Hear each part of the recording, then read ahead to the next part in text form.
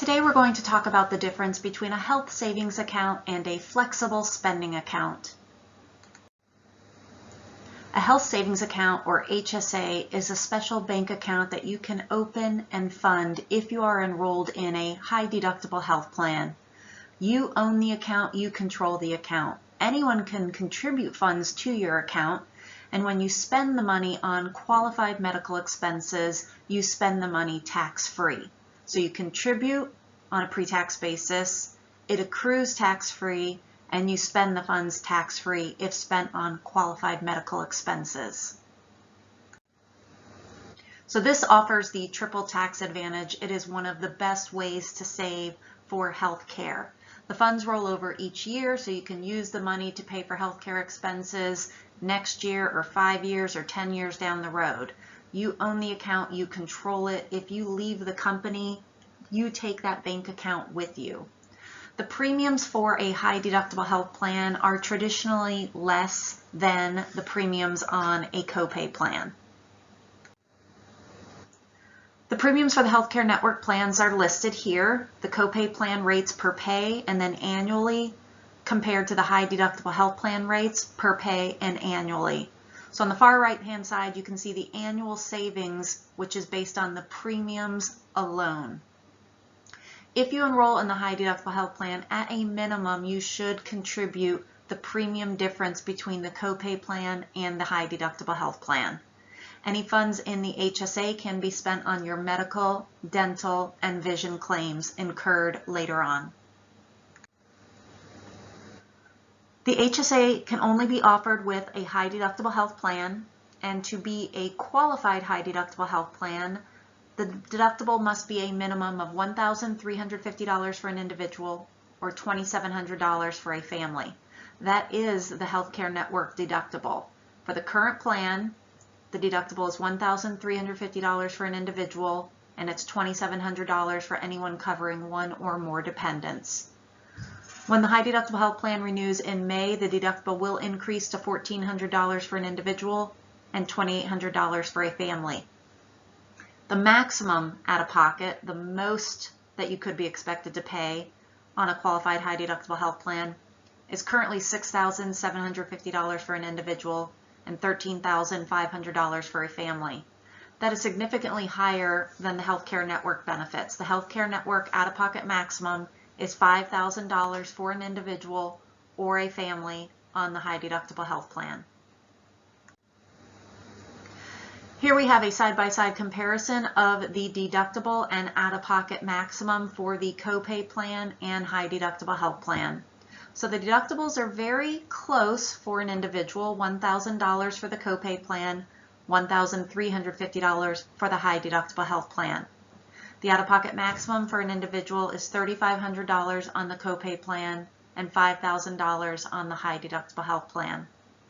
If you cover one or more dependents, you must meet the family deductible on the high deductible health plan. So the insurance will not begin to pay on any claims until the $2,700 family deductible has been satisfied. That is not the case on the copay plan. If you cover your spouse and 3 children and only one person is admitted to the hospital, then only that one person has to come out of pocket their $1,000 deductible. The insurance will start paying after the individual deductible has been met.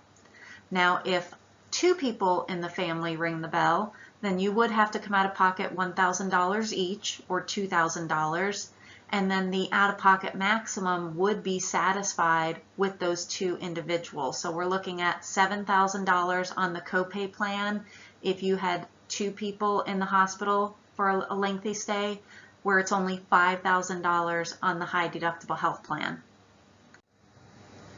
This table reflects the annual premium and maximum out-of-pocket if one individual had, let's say, a 3 or 4 day stay in the hospital and satisfied the maximum out-of-pocket.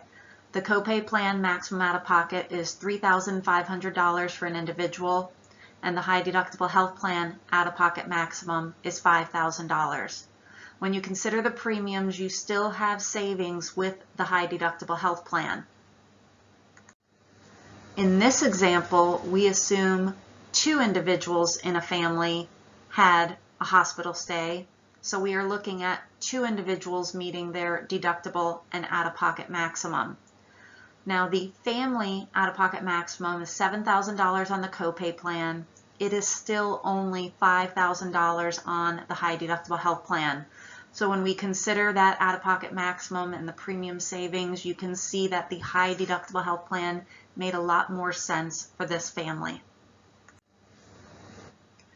You can contribute to your HSA through payroll deductions, or you can make a deposit directly into the HSA and take an above-the-line deduction on your income tax.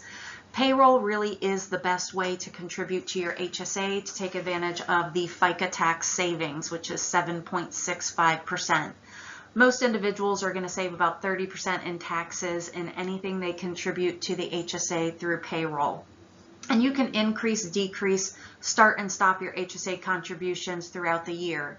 You might start out doing something small like $50 a pay period, and then as you start to use the health insurance, you might want to increase it to $100 or $200 a pay period, and then you can back it down later if you don't need that much money anymore. You might want to put $3,000 right in there up front and then take an above the line deduction on that. Or you might want to have your entire paycheck go into the HSA so you get that tax savings. And then if you had other means that you could live off of money in your regular checking account or another savings account, or you're about to get a tax refund, you could always live off of that money while your entire paycheck goes into the HSA 1 or 2 months. Once you meet the deductible on the high deductible health plan, it becomes a lot easier to pay for your healthcare expenses. Remember, there are no copays on the high deductible health plan. So you are responsible for the first $1,350 if you're an individual, or $2,700 if you cover 1 or more dependents. So if you're incurring a $300 office visit or a $500 CT scan, that is what you have to pay until your deductible has been met. Once the deductible has been met, the plan will pay 80% of the remaining covered charges while you pay the other 20%. Who can have an HSA? Anyone enrolled in a qualified high deductible health plan and not enrolled in any other health insurance. If you turn 65 and are enrolled in Medicare Part A, which is typically free and automatic, you are ineligible from funding a health savings account. If you want to stay enrolled and continue working and continue funding your HSA, you can contact Social Security and inquire about your options to opt out of Medicare Part A. There's a waiver form you can sign so that you can continue to fund your HSA. When you are ready to retire and come off of the group medical plan, there is an 8-month window where you can elect Medicare Part A without a penalty. However, when you sign up for Medicare Part A, they will put it in effect 6 months prior to you enrolling in Medicare Part A. So you need to make a note and stop funding the HSA 6 months before you plan to enroll in Medicare Part A. A general purpose flexible spending account would make you ineligible from funding your HSA, whether it's your own through Healthcare Network of Southwest Florida or through your spouse's employer. If you enroll in the high deductible health plan and want to open and fund an HSA, your spouse cannot participate in their employer's general purpose flexible spending account. If you're currently participating in the flexible spending account at Healthcare Network, you need to wait until the plan year is over and your account balance is 0. If you have funds left in the FSA on April 30th, you will have another 2.5 months to spend that money. Come July 15th, when that 2.5 month extension goes away, you would lose any funds left in the account. At that time, you can establish your health savings account on August 1st. So you want to do your best to spend FSA funds by April 30th, or you will delay your ability to open the HSA until August 1st. The Allstate Benefits Supplemental Health Options Policy, also known as SHOP, or the hospital policy, would make you ineligible from funding an HSA. The contribution limits tend to increase every calendar year. The 2020 limits, which are now in effect, are $3,550 for an individual or $7,100 for a family. And a family is you and any number of dependents. So your contribution limits are based off of how you are enrolled in the high deductible health plan. If you cover only yourself, you are subject to the individual limit. If you cover one or more dependents on your high deductible health plan, then you are subject to the family limit. If you join the high deductible health plan in May or later as a new hire, the IRS allows you to fund up to the calendar year limit. However, they do ask that you remain eligible to fund the HSA throughout the entire following calendar year. If you're not sure that you're going to remain eligible to fund the HSA through the 2021 calendar year, then you might want to prorate your contribution limits this year. So you can take the individual limit of $3,550 and divide that by 12 months. That will determine your monthly contribution limit. So for however many months you are enrolled in the high deductible health plan in 2020, you could contribute up to $295.83 per month. That's the individual example. You can see the family example down below. To give you an idea of how the HSA account would grow and then how you would spend it, I put an example together of someone that funds the premium difference between the copay plan and the high deductible health plan. $63.10 goes into the HSA every 2 weeks. After a couple of months, you incur a claim that is $71.05. You have at least that much in the HSA, so you pay for the service with your HSA debit card. And then you continue to grow your account. A couple of months after that, you have a physician office visit at $91.88, and then you go back to being fairly healthy. And then something happens where in November you end up at the urgent care and have to come out of pocket $110. So on the left-hand side, you can see your contributions to the HSA year to date, and then your account balance on the far right-hand side. Since you used it 3 times, you've dipped into some of that money. Catch-up contributions are available for individuals age 55 and older. So as you get closer to turning 65 and being enrolled in Medicare Part A, you have the ability to set aside more funds. Once you are enrolled in Medicare Part A, you are no longer allowed to contribute to your HSA, but that is your money to keep and spend on a tax-free basis as long as you spend it on qualified medical expenses. If you cover your spouse on the high deductible health plan and you are both over age 55, then you can both contribute that extra $1,000. However, your spouse needs to establish his or her own HSA.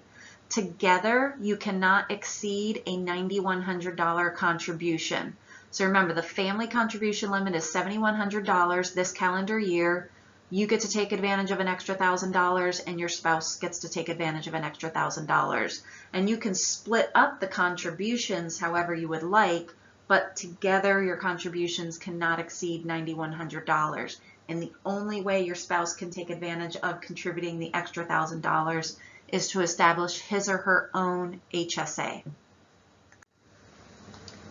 Regardless of the month in which you turn age 55, you can contribute the full $1,000 as long as you were enrolled in the high deductible health plan all year. So let's assume you join the high deductible health plan in May during open enrollment. Maybe you turned 55 in April. Because you're only in the high deductible health plan for 8 months of this year, then you can only contribute 8 months worth of the $1,000. So you need to prorate your contribution. And then if you stay enrolled all year the following year, you get to take advantage of the full $1,000.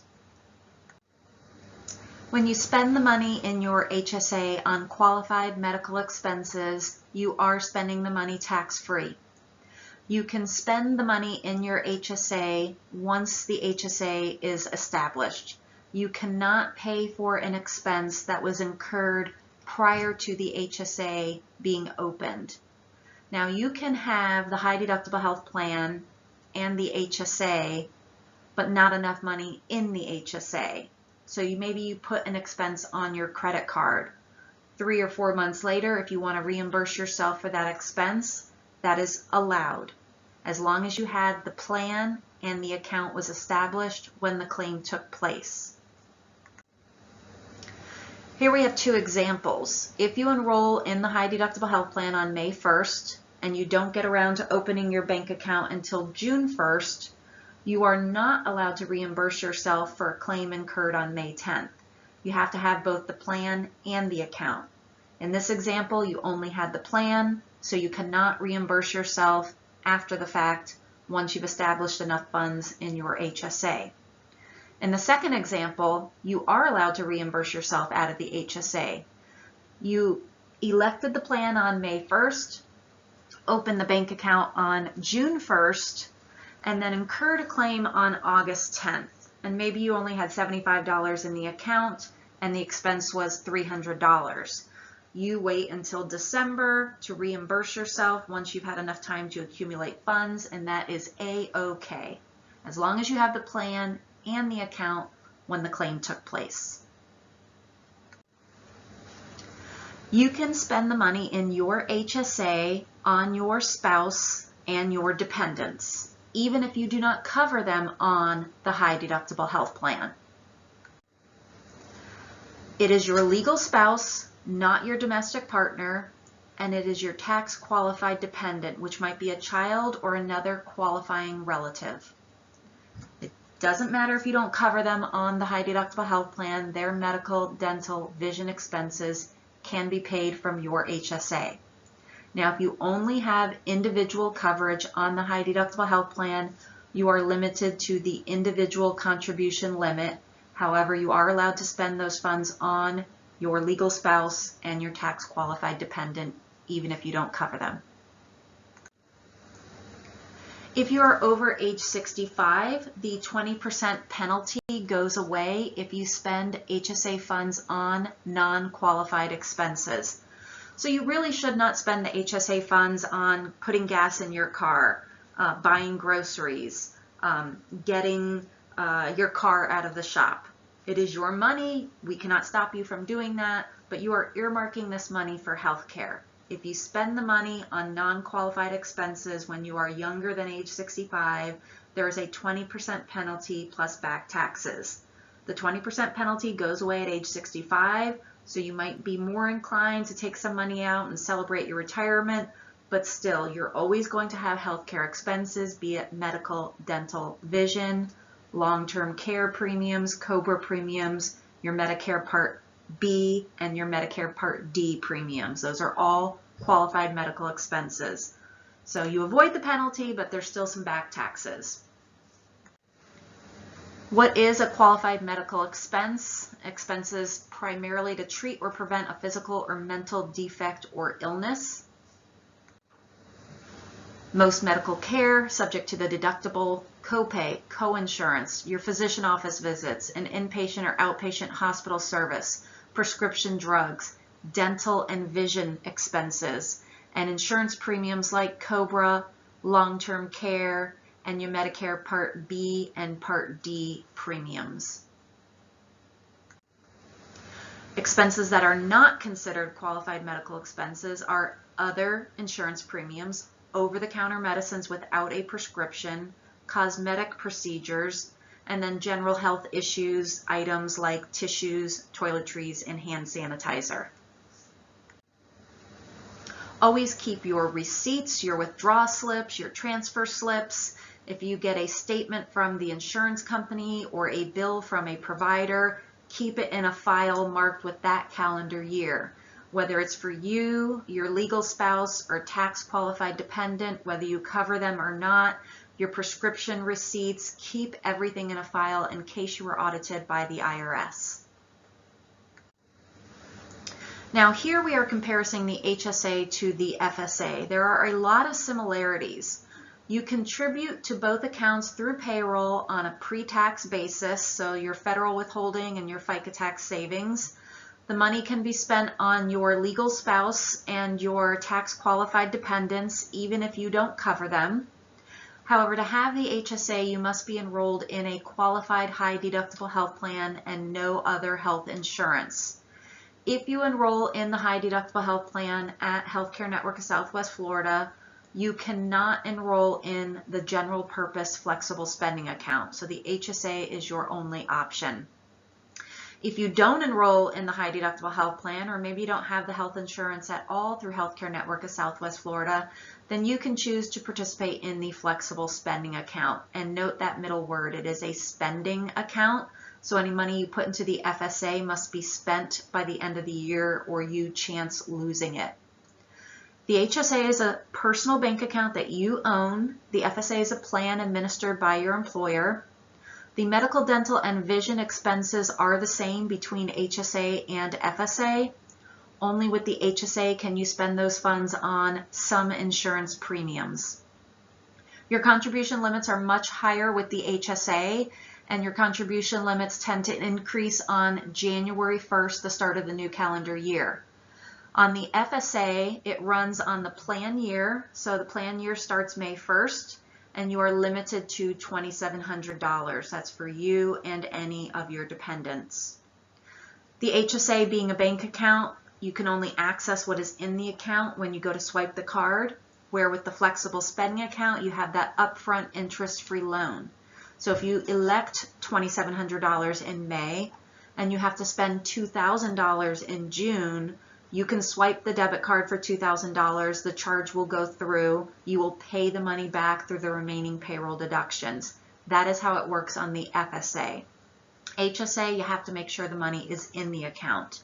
And because it is your bank account, there's no time limit on spending the money, so you can fund it to the max every year and not touch a dime of it, and the money will roll over year after year after year. With the flexible spending account, the money should be spent by the end of the plan year. Any funds left in the account on April 30th can be incurred and spent on May 1st through July 15th. You have a 2.5-month extension to incur additional expenses and spend that money before you lose it. If you don't spend the money by July 15th, you will lose any money left in the flexible spending account. You can reference the irs.gov website for a detailed explanation of how HSAs work. Type publication 969 into the search box to find that detailed explanation. If you are looking for a list of qualified medical expenses for both the HSA and FSA, at that same irs.gov website, you want to type publication 502 into the search box. For a list of items that can be purchased with your HSA or FSA funds, visit hsastore.com or fsastore.com. On this website, you will see a list of items that may or may not require a prescription. If they have a green check mark, no prescription is required. If it has a red X, then you must have a prescription. And for the HSA, you are simply filing that prescription in case you are audited by the IRS. For the FSA, you will need to purchase the item and then file a claim for reimbursement. And you must show a copy of that prescription if you are looking to get reimbursed for an over-the-counter medication. We hope the presentation was helpful, and leading up to open enrollment helps you decide which plan and which account makes the most sense for you.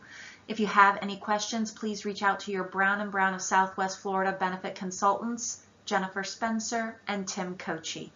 Thank you.